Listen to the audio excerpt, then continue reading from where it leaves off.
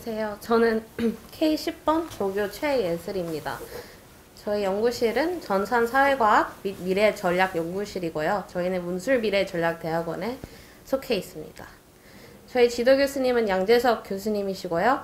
전공은 물리학 하셨고, 이제 연구 분야 쪽은 복잡계 전산사회과학, 조직 그리고 전략을 맡고 있습니다. 저희 연구실 구성원은 현재 박사 한 20명 정도 되고요. 석사 13명, 그리고 졸업생은 거의 50명 돼가고 있습니다. 연구실 활동을 이제 저널 북클럽을 많이 하고 문과 베이스가 워낙 많아가지고 통계랑 네트워크 스터디도 하고 여러 운동이랑 봉사활동 모임도 하고 있습니다. 이제 저희 연구 분야는 두 가지로 크게 볼 수 있는데요. 첫 번째는 전략 그리고 조직 연구인데요. 여기서는 이제 복잡계 네트워크 이론을 사용해서 그런 에이전트 베이스 모델링을 활용해서 전략 그리고 조직 성과 그런 관련 연구를 진행하고 있는데요. 조직의 구조, 갈등 그리고 성과 의견 분화 이런 연구 주제를 다루고 있고, 두 번째로는 이제 복잡계 관점의 경제 그리고 사회 현상의 연구를 하고 있는데요. 여러 주제를 다루고 있고 경제적으로 탄력성도 보고 있고 이민자 이런 테러 집단 이런 것도 연구를 다루고 있습니다. 네. 안녕하세요. 저희는 조직 내 암묵적 지식의 효과적인 확산 및 관리를 위한 전략에 관한 연구를 진행할 김영준 남성관 이름이 이성우입니다. 목차는 다음과 같습니다. 먼저 연구 목적입니다. 현대사회는 지식 중심 사회로 현대사회에서 지식의 보유 및 관리는 매우 중요합니다.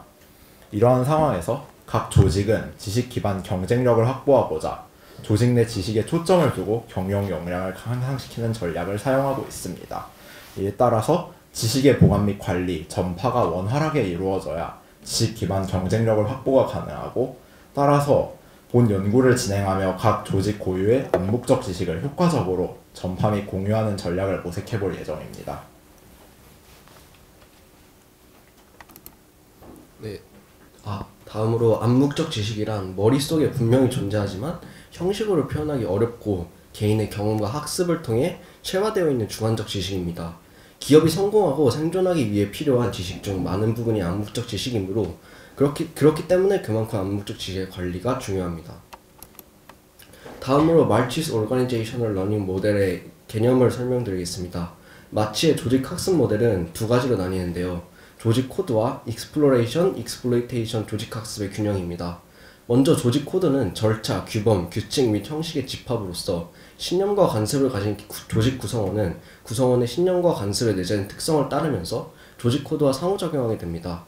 다음으로 Exploration과 Exploitation에 대해서는 먼저 Exploration은 탐색으로 다양하고 위험하고 실험적인 탐구입니다.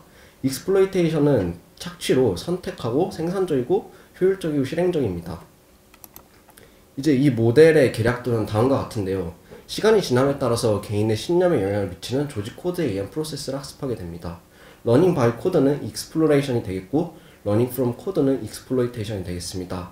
이 두 가지 학습 방식을 가지고 다양한 환경 변화를 겪으면서 조직 학습이 이루어지게 됩니다.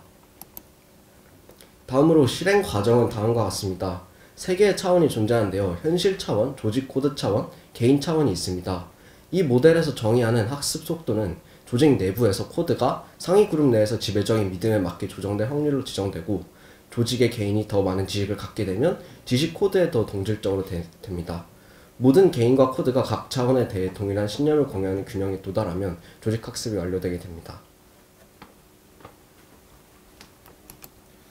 다음으로 카우프만의 NK 모델에 대해서 설명드리도록 하겠습니다. 먼저 카우프만의 NK 모델은 복잡계 문제 해결을 위해서 카우프만에 의해 만들어진 모델입니다. 이 모델의 구조에 대해서 설명드리자면, N은 개에 존재하는 개체 수를 의미하고 K는 한 번에 상호작용하는 다른 개체의 수를 의미합니다. 그리고 상호작용을 하였을 때 변화할 가능성을 의미하는 변수 P가 존재합니다. 그리고 각 개체는 다양한 속성을 지니며 각 속성마다 적합성에 대한 기여도가 다릅니다. 그리고 한 개체가 변화해서 적합성이 증가 시 다른 개체들 K개의 상호작용이 진행됩니다. 이 개체의 특성 및 장단점이 좀 명확합니다.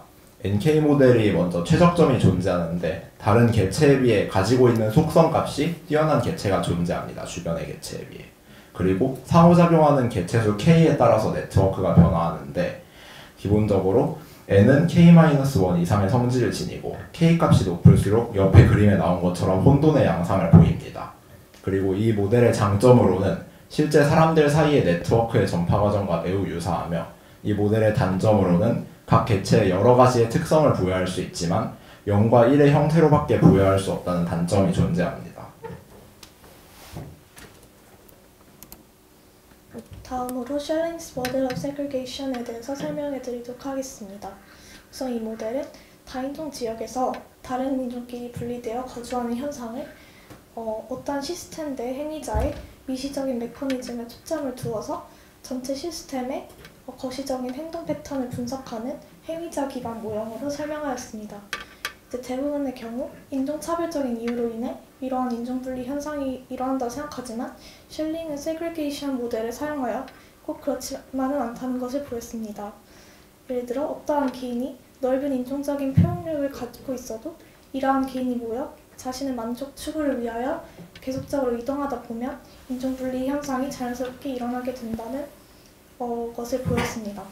즉, 이 모델을 통해서 어떠한 사회현상을 유발하는 개인의 동기는 꼭 그 사회현상이 나타난 결과와 일치하지 않을 수 있다는 것을 알 수 있습니다. 다음으로 엑셀로드 모델입니다. 엑셀로드 모델은 문화 확산에 대한 모델로서 호모필리라는 개념에 기반을 두고 있습니다. 호모필리라는 개념은 같은 문화적 특성을 공유하고 있는 사람들끼리 더 많은 상호작용을 한다는 개념입니다. 먼저 엑셀로드 모델에는 격자의 각각의 행위자들이 존재하는데 이 인접한 행위자들 간의 상호작용으로 문화가 어떻게 확산되고 그리고 최종적인 문화가 어떤 다양성을 띠는지 나타내는 모델입니다.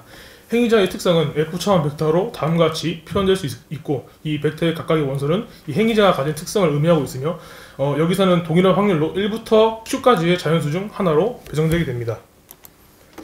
실행 과정은 다음과 같습니다. 먼저 격자에 존재하는 인접한 두 행위자 IJ를 임의로 선택합니다.